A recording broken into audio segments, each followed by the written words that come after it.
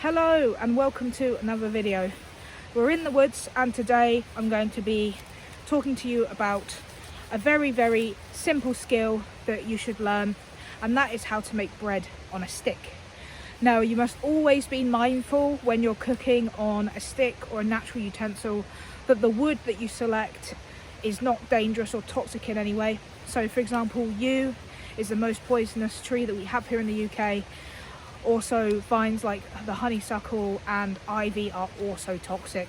So if you're going to do any cooking or use any implements out in the woods that you make yourself, always remember to choose a wood that is safe. I personally recommend hazel because it's relatively straight. You can find it in all different thicknesses and strengths. It coppices really well and you can have minimal sort of environmental impact as long as you harvest it responsibly. So in order to make bread on a stick, you're going to need some bread dough, and you can choose to make this in the woods yourself if you are confident, but you can always make your dough at home and then bring it in cling film to the woods with you the first time you try this skill, if you think that will be easier for you. What you want to do is prepare your dough by shaping it into a sort of baton or sausage shape, and the idea of this is that you're then going to be able to spiral this around your stick so that it can cling to the surface of the wood and remain secure while it cooks over the fire.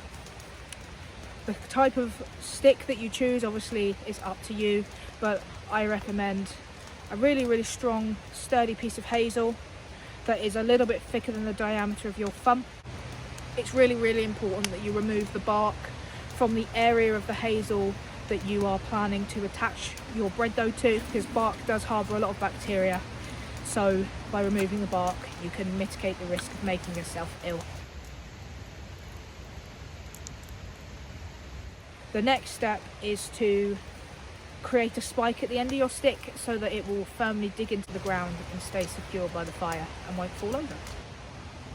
Once you've prepared your stick and you have shaped your dough, the next step is to actually spiral the dough around your stick.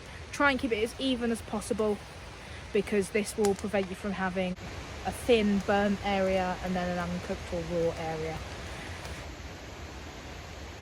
Once you're happy with that and you're happy it's all even, you have two choices. You can either leave it to rise on the stick, or you can place it straight into the fire and let it do its thing. I like to place it into the fire and let it do its thing. However, if you don't let it rise, then the dough and the finished product will be a lot more dense because it will have less area on the inside. As your bread cooks, it will form a bit of a hard crust, and you need to make sure that you keep an eye on it and keep it rotated, because as the outside of the bread cooks, it becomes heavier and it can sort of migrate up and down the stick.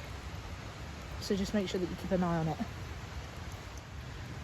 Signs that your bread is ready include the fact that it will almost double in size, it will slide up and down the stick easily, and it'll also start to get a sort of golden colouring on it. You can see there. This could do with another 5 minutes or so. So we'll give it another 5 minutes and then we'll take it off the stick.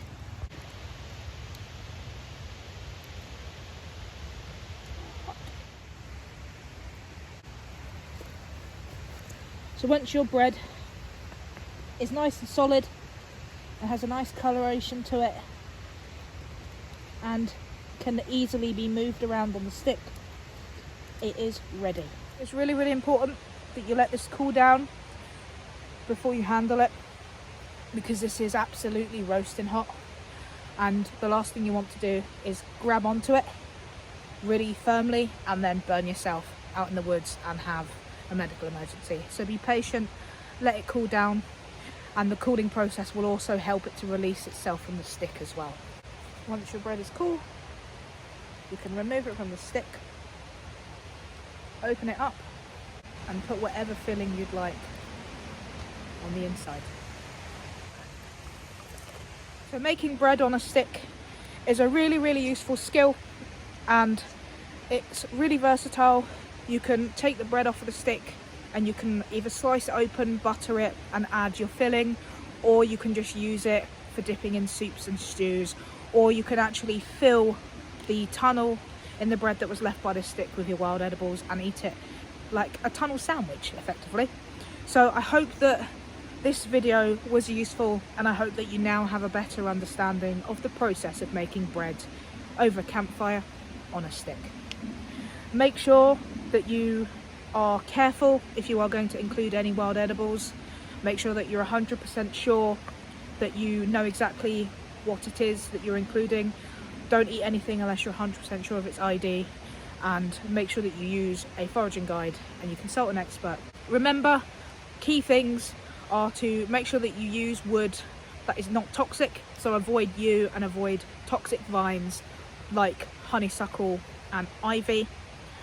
Make sure that you do not grab onto the bread once it's cooked, because it will be absolutely roasting hot and you do run a risk of burning yourself. And make sure to constantly rotate your bread to ensure that it cooks evenly on both sides.